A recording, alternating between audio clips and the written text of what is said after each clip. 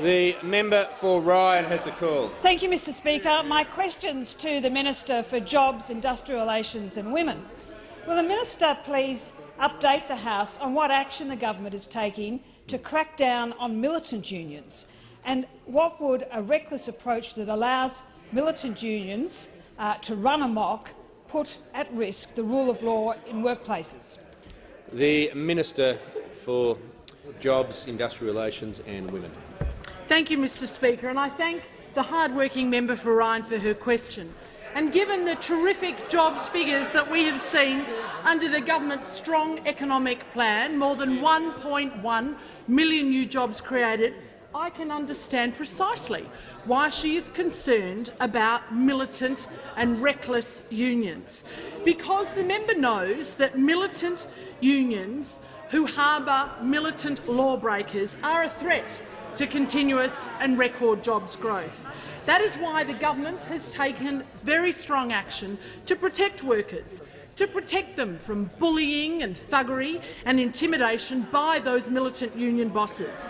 We have re-established the tough cop on the beat with the Australian Building and Construction Commission.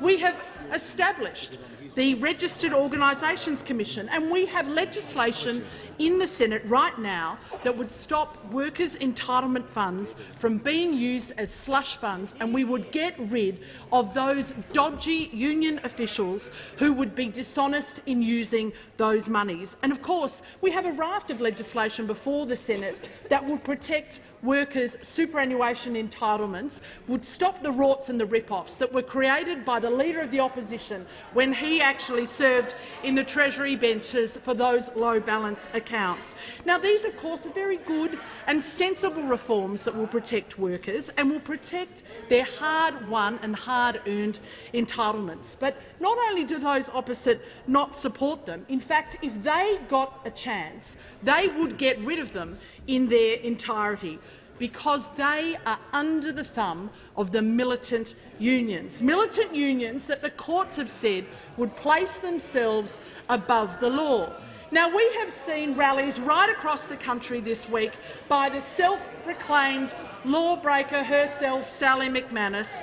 And who else did we see joining Sally McManus at these rallies, whether they be in Melbourne or other places? We have seen her stand next to that lawbreaker, John Setka himself, famous for assaulting police officers. But who else was there in Melbourne? Labor Premier Daniel Andrews, who not only endorsed the law-breaking and lawlessness agenda, but revealed that he has no respect for the rule of law either. We have seen under Daniel Andrews that the Victorian Labor Party, under his leadership, has rorted almost $400,000 from Victorian taxpayers to pay political operatives during the 2014 state election. And we now hear the Victorian Labor MPs will refuse to cooperate with police. Now, under Victorian law, we have seen under Victorian Labor the lawbreakers become the lawmakers, and under Bill Shorten it would be the same.